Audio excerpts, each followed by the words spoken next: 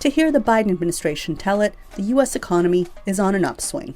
Over the past 3 years, President Biden and I have lowered costs, created opportunity, and are building an economy that works for working people.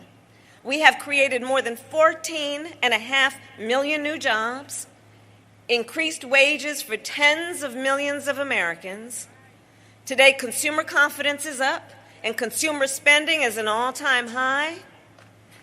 And although we have more work to do, let us be clear, America's economy continues to be the strongest in the world. The head of the U.S. Central Bank, which fiercely maintains its independence from political pressure, agrees. We feel like inflation is coming down. Growth has been strong. The labor market is strong. What we're trying to do is identify a place where we're really confident about inflation getting back to 2% so that we can then begin the process of dialing back the restrictive level. But a new poll from research firm Ipsos shows that a rising number of American voters don't buy it. And that's hurting Biden's reelection chances.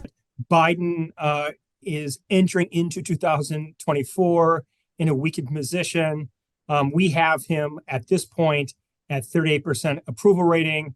And that's important because based on our experience, our historical experience, a sitting president at 40% approval rating or better has better than a 50-50 chance of winning the next election. Voters' top issue, Young says, is the economy, and not the bigger trends, but the nickels and dimes. Peel that onion away, and they're really worried about inflation. South Carolina's Democratic voters overwhelmingly supported Biden in a recent primary. But even supporters say they feel the pinch. Groceries are high, higher than we've seen in a while. Gas is also, but what I'm encouraged by is mortgage interest rates are beginning to go down.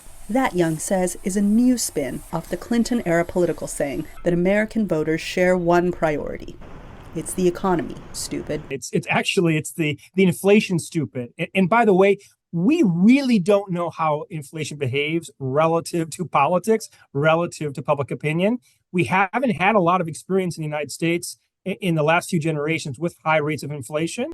Donald Trump has touted his economic acumen to voters on the campaign trail. The former president, however, is facing 4 criminal cases and a civil judgment over alleged business fraud, in which he's accused of wildly inflating his net worth. Is that likely to sway voters whose minds appear to be already made up? The world will find out in November. Anita Powell, VOA News, the White House.